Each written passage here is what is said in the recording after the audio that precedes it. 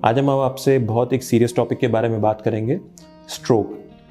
Stroke क्या होता है, जिसको हम लकवा की बीमारी या पैरालिसिस का अटैक बोलते हैं, ये किस तरह में डिवाइड होता है और इसके क्या लक्षण होते हैं।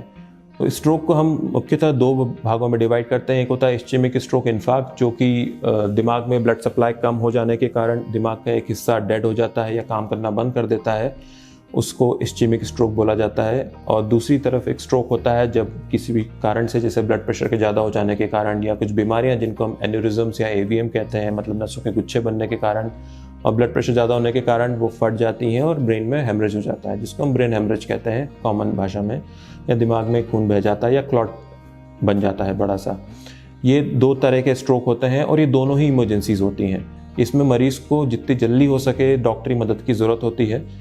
अब ये पहचाने कैसे कि ये स्ट्रोक हो रहा है, इसके लिए एक निमोनिक है इंग्लिश में जिसको हम फास्ट कहते हैं। F इज़ फॉर फेस, मतलब चेहरे का टेढ़ापन होना।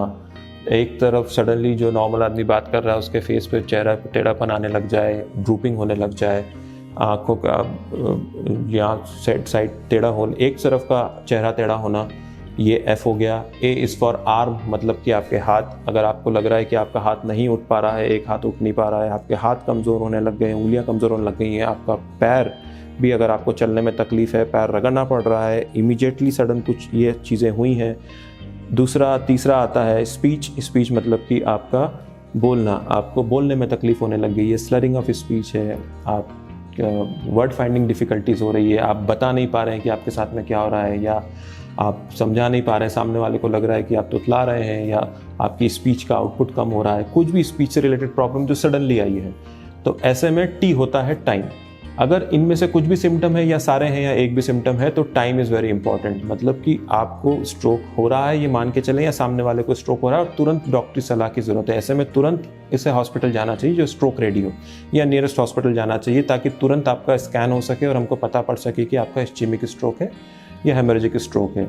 ध्यान रखिए, एक इमरजेंसी है और इसका जितनी जल्दी ट्रीटमेंट हम कर सकते हैं उतना जल्दी इसकी पेशेंट्स की रिकवरी उतनी बेहतर होती है और उतनी जल्दी हम पेशेंट्स को बचा सकते हैं, क्योंकि सीवियर केसेस में ये जानलेवा भी हो सकता है।